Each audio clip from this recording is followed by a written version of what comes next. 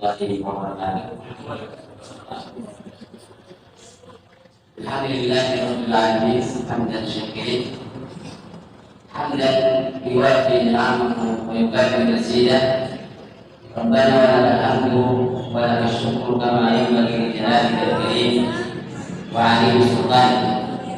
Asyhadu an la ilaha illallah wahdahu la syarika lah wa asyhadu anna Muhammadan 'abduhu wa rasuluh.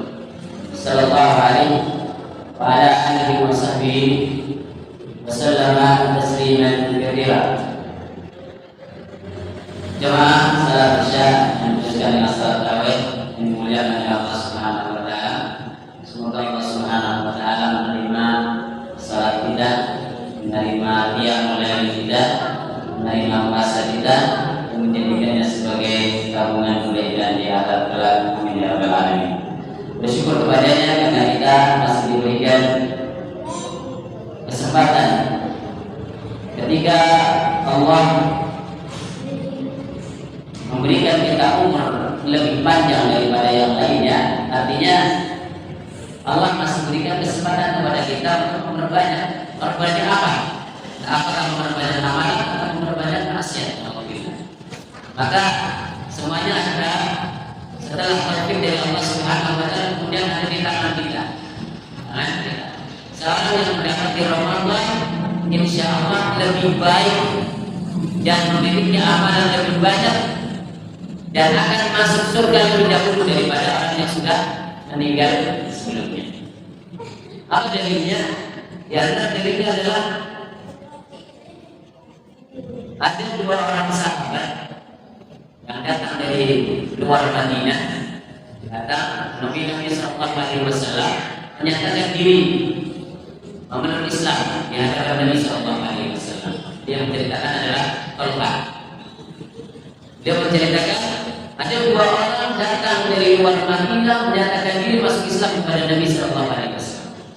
Kemudian dua orang tersebut baik Islamnya, jadi baik Islamnya. Atas yang satu ibadahnya di mata orang itu lebih rajin, lebih giat dan lebih semangat daripada satunya. Kemudian ditakdirkan keduanya ikut perang. Yang tadi ibadahnya lebih semangat, kemudian Allah takdirkan dia mati syahid. Nanti syahid. Sementara yang satunya masih diberikan kesempatan oleh Allah 1 tahun berikutnya baru kemudian meninggal dunia.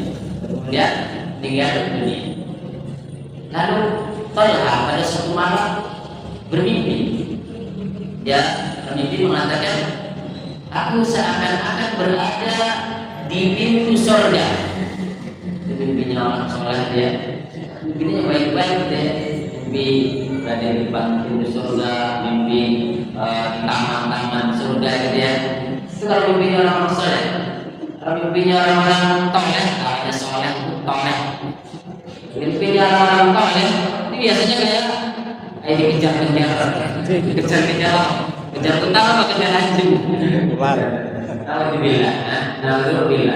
Tapi mimpinya orang soleh itu masya Allah, dia seakan-akan berada di depan pintu surga, kemudian melihat ada dua orang tadi yang sama-sama antri berada di depan pintu surga.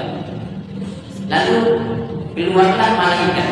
Jadi surga itu kan dijaga oleh para malaikat, pintu-pintunya dijaga oleh malaikat. Keluar malaikat, kemudian memanggil orang yang kedua untuk masuk surga terlebih dahulu. Jadi bukan orang pertama tadi yang mati syahid duluan, tapi orang yang kedua untuk masuk surga terlebih dahulu. Setelah yang kedua itu masuk surga, kemudian baru dipanggil orang yang pertama. Nah, dua orang tersebut tadi, sahabat yang masuk Islam, satunya syahid, satunya kemudian meninggal 1 tahun berikutnya, keluar lagi dari pintu surga tadi, keluar lagi menemui aku yang menceritakan hadis tadi, yaitu si Talha. Mereka berdua keluar menemui aku mengatakan, Talha, kembalilah kamu karena ini bukan waktunya kamu. Artinya belum saatnya kamu masuk surga. Baru kemudian dibangun.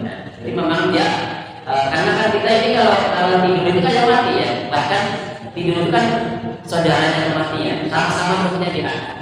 sama-sama menjadi hak. Maka kemudian Talha bangun, lalu di pagi harinya dia menceritakan mimpinya itu kepada para sahabat. Dari mana bercerita mimpi kayak gini. Maka para sahabat yang mendengar lalu kemudian heran, kok bisa ya? Jadi mimpinya orang-orang saleh itu dipercaya orang saleh tersebut itu, dan memang mimpinya orang saleh itu benar. Bisa jadi benar. Kalau mimpi kan ada 3 macam ya. Mimpi itu ada dari Allah, dari setan, dan dari kita sendiri. Kalau mimpi dari Allah biasanya bisa diceritakan urut kebaikan dari awal sampai akhir. Biasanya mimpi dari Allah. Kalau mimpi dari setan itu awalnya itu kayak marah, awalnya itu kayak nggak bisa diceritakan dari awal sampai akhir. Mimpi dari setan yang biasanya kadang-kadang mengajak kepada keburukan. Lalu di pagi harinya orang-orang ramai ribut. Sampailah kemudian cerita tersebut di telinga Rasulullah SAW. Telinga Rasulullah. Dan Rasulullah pada kesempatan kemudian bertanya kepada para sahabat, tadi Talha itu bercerita, kemudian kalian merasa heran. Coba dari sisi mana kalian merasa heran terhadap 2 orang yang satunya mati syahid, tetapi masuk surganya belakangan setelah para tadi yang matinya setelah 1 tahun baru berikutnya. Dari sisi mana? Maka para sahabat mengatakan, bukankah si A tadi yang mati syahid itu ibadahnya di mata kita kami lihat dia lebih semangat, lebih rajin, lebih hebat ibadahnya. Kenapa yang kedua itu kemudian masuk duluan sementara yang mati syahid tadi belakangan? Maka Nabi SAW menenangkan mereka dengan jawaban. Ada bertanya, orang yang kedua tadi, bukankah dia hidup 1 tahun setelahnya? Para sahabat, nah, iya. Bukankah orang yang kedua tadi bertemu kembali dengan Ramadan, lalu dia melaksanakan puasa Ramadan, dia mulai di dalamnya baca Al-Quran, sholat, demikian kata para sahabat, iya. Sungguh kata Nabi SAW dan mengatakan, sungguh jarak antara si A dan si B tadi itu bagaikan langit dan bumi. Jadi jauh sekali jaraknya. Ini orang mati syahid, tapi dia nggak sempat mendapatkan Ramadan. Sementara yang kedua sempat mendapatkan Ramadan, kemudian menjalankan aktivitas Ramadan dengan luar biasa. Fadilahnya ternyata lebih jaraknya jauh mana keutamaan antara yang mati syahid tadi dengan yang, karena sama-sama berperang ya, cuma satunya mati syahid artinya diberikan umur lebih banyak. Artinya jemaah yang dimuliakan Allah Subhanahu wa taala, beruntunglah dan bersyukurlah bagi kita yang masih diberikan kesempatan untuk menemui Ramadan, tetapi jangan sampai Ramadan itu justru menjadi majelis penyesalan. Karena Ramadan itu kan, di bulan Ramadan itu kan manusia dibagi dua. Ada orang yang beruntung, ada orang yang buntung. Orang yang beruntung ada orang yang buntung. Apakah kita mudah-mudahan kita termasuk di antara orang yang beruntung yang keluar dari Ramadan apabila diterima amalnya dan diampuni dosa-dosanya. Nah, Ramadan itu sendiri kalau kita lihat turun ayatnya, ayat Ramadan itu mulai dari alladzina amanu kutiba alaikumus syiyam, kemudian 1 Ramadan, kemudian setelahnya ada wadilah saat tadi, setelahnya mungkin lailatul syiyam. Kalau dilihat ini ayat puasa, kemudian di tengah-tengahnya itu ada ayat doa. Tengah-tengahnya ada ayat doa, kemudian setelahnya ayat puasa. Jadi ayat pertama puasa, kedua puasa, ketiga puasa, kemudian ada ayat doa, lalu ayat puasa lagi. Jadi ada ayat doa di akhir antara ayat-ayat puasa. Apa hikmahnya? Kenapa ada ayat doa di antara ayat puasa? Karena para ulama mengatakan di antara sebab doa yang tidak tertolak adalah ketika seorang berada di waktu puasa. Di waktu puasa. Dan kemudian juga para ulama menjelaskan bahwasanya di antara amalan yang seharusnya banyak dilakukan oleh orang yang berpuasa adalah berdoa. Berdoa. Makanya Rasulullah SAW di dalam hadis menyebutkan tentang salah satu la yuraddu da'watuhum, ada 3 golongan yang tidak akan tertolak doanya. Al-imamul adil, imam yang adil, imam yang adil. Imam itu kalau imam itu kalau adil itu faedahnya itu bisa menyebar ke semuanya. Bahkan kadang-kadang bisa sampai kepada hewan aja bisa kena berkahnya. Kalau imam adil, semoga kita diberikan rezeki imam yang adil. Yang kedua, wasaim hina yuftir, dan orang yang berpuasa ketika berbuka. Jadi ada 2 riwayat ya, ada 2 riwayat. Orang yang berpuasa sampai berbuka, riwayat yang lain mengatakan orang yang berpuasa saat berbuka. Jadi kita ini orang yang berpuasa mulai dari selesai sahur sampai berbuka itu tempat waktu mustajabnya doa. Kalau kita punya kesempatan untuk berdoa dari saat sampai dari subuh sampai maghrib berbanyak doa, maka karena itu di antara waktu-waktu di mana seorang doanya tidak tertolak. Yang ketiga adalah wajah mazlum yarfa'u hafaz wal qamah. Doanya orang yang dizalimi, sebagaimana sudah kita karena poin yang sebelumnya. Orang yang dizalimi di mana doanya akan diangkat di atas awan sana. Wa turfata wa mufattahu lahu abwaabus sama, akan dibukakan doa tersebut pintu-pintu langit.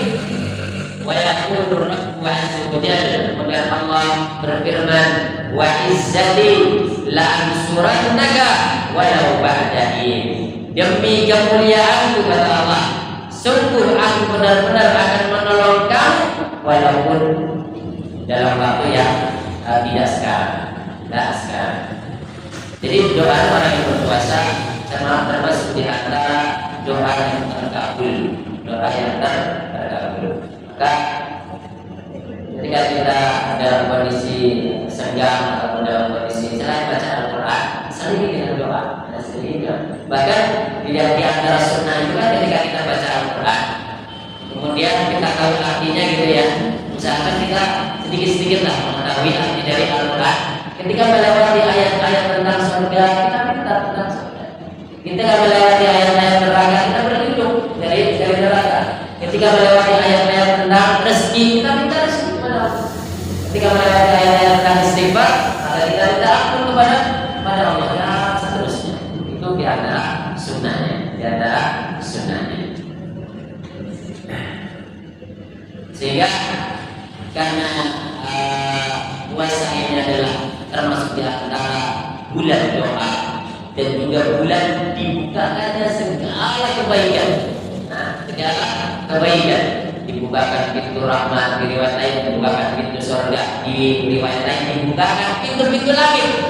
Jadi langit itu kan ada, kalau langit terbuka itu menunjukkan rahmat Allah itu mengucur deras.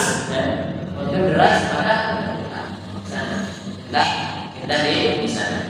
Karenanya Rasulullah mengatakan hal ini dimulai saat awal Ramadan. Jadi mulai kebaikan itu dibuka. Itu mulai dari awal Ramadan sampai akhir Ramadan. Makanya semangat kita ini jangan di awal-awal doang, atau bahkan di akhir-akhir saja ketika itikaf saja enggak. Semangatnya dari awal dan nol sampai akhir. Karena semuanya kebaikan. Kalau ada orang yang mengatakan bulan Ramadan ini awalnya adalah rahmat, dan tengahnya adalah itu minanar, dibebaskan dari api neraka. Kemudian apa lagi? Ada 3 gitu ya. Itu kurang tepat karena semuanya adalah rahmat. Dari awal sampai akhir semuanya rahmat.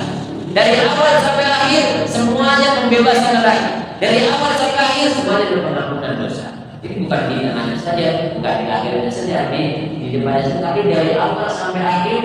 Pada setiap malam Allah akan bebaskan, Allah akan takdirkan orang yang tadinya mau masuk neraka dibebaskan oleh Allah Subhanahu wa Ta'ala. Itu setiap malam, ya.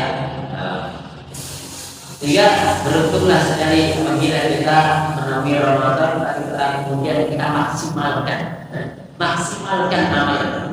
Jadi amalan itu kan harus dimulai dari berilmu, kemudian mencintainya, lalu berusaha untuk berazam untuk melakukannya, lalu melakukannya. Dalam maknanya kita cinta atas dasar cinta kepada Allah Subhanahu wa Ta'ala, dan kita mengamalkan amal tersebut. Ini poin yang ke-8 dari hal-hal yang disebutkan sebagai dakwah al-mustajabah. Ini doa-doa yang terkabulkan. Satu lagi yaitu kita bacakan pada kesempatan malam ini, dakwatul mustayqini minan naumi ila da'a bil ma'thur. Doanya orang yang terbangun di malam hari, kemudian dia berdoa dengan doa yang ma'thur. Doa ma'thur berarti ada dalilnya, doa asal.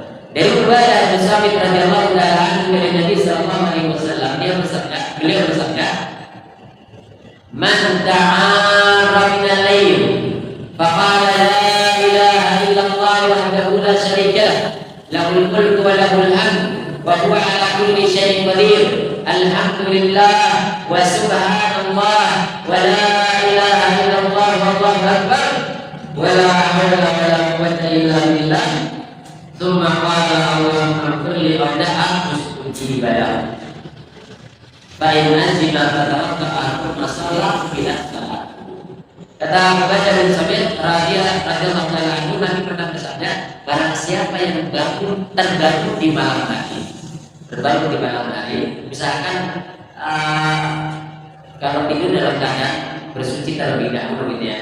Ketika bangun di malam hari, maka jangan dia mengatakan gini, la ilaha illallah wahdahu la syarika lah, lahul mulku wa lahul hamdu wa huwa ala kulli syai'in qadir, alhamdulillah, subhanallah, la ilaha illallah wallahu akbar, la haula wa la quwwata illa billah.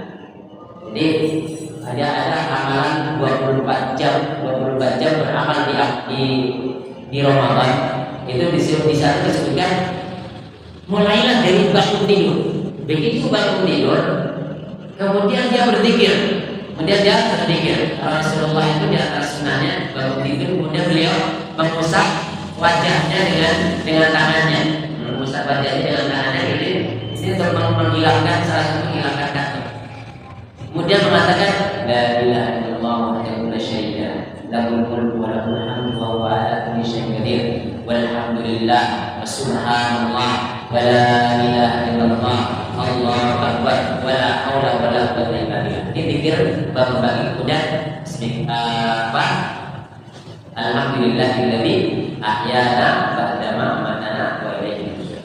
Habis itu doa lagi, bismillahirrahmanirrahim. Jangan doa gitu lagi, nanti malah gitu lagi. Ini kalau akan berdoa kemudian mengatakan seperti itu, maka datang malaikat mengamini. Kemudian ketika orang itu berdoa, Allahumma firli, ya Allah ampuni dosaku, maka Allah akan ampuni dosa.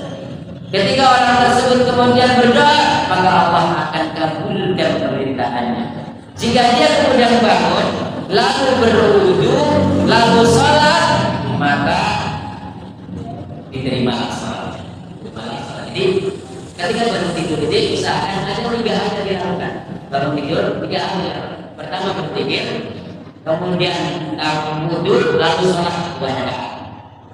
Inilah yang akan membuka 3 ikatan yang digunakan oleh setan. Setan itu kan kalau orang ada orang tidur itu kan dia mengikat dengan 3 ikatan. tiga ikatan. Ikatan pertama akan lepas dengan zikir. Ikatan yang kedua akan lepas dengan berwudu. Ikatan yang ketiga akan lepas dengan sholat keluarga. Jadi kita ini kalau lagi tidur, ini setan datang kemudian ikatin kita dengan 3 ikatan. Gimana pakai talinya apa saja? Nggak tahu. Yang penting diikatnya kan amrul lain. Tapi kata kemudian dalam yang lain setan mengencingi telinga kita. Nah, di antara dalam itu juga demikian. Nah, ini semua akan terlepas. Pertama dengan zikir, kedua dengan wudu, 3 dengan sholat. Makanya kalau ada orang melakukan itu, insya Allah selepas itu mudah semangat untuk beribadah. Tapi kalau ada orang cuma bangun, kemudian berzikir saja, lalu melakukan aktivitas, ini masih ada 2 ikatan yang belum terlepas. Masih ada 2 ikatan setan yang belum terlepas. Sehingga kadang-kadang dia masuk kantor masih kawannya kayak males, kawannya masih lemas, karena ada ikatan setan yang belum terlepas. Ada ikatan setan yang belum terlepas. Tapi kalau dia bangun berzikir, kemudian wudu, kemudian sholat, maka insya Allah terlepas ikatan tersebut. Dan kemudian ketika dia berdoa, maka akan dikabulkan doanya. Maka dimulai dari pagi, sebelum kita kemudian melakukan aktivitas, mulailah dari melepaskan ikatan setan itu dan kemudian baru beraktivitas. Semoga Allah Subhanahu wa taala memudahkan langkah kita dan menjadikan Ramadan kita kali ini lebih daripada Ramadan yang sebelumnya. Semoga Allah Subhanahu wa taala mempertemukan kita dengan langkah terpadat, kemudian mendapatkannya sehingga kita termasuk di antara orang-orang yang beruntung seperti beribadah selama 1000 bulan. Apa yang benar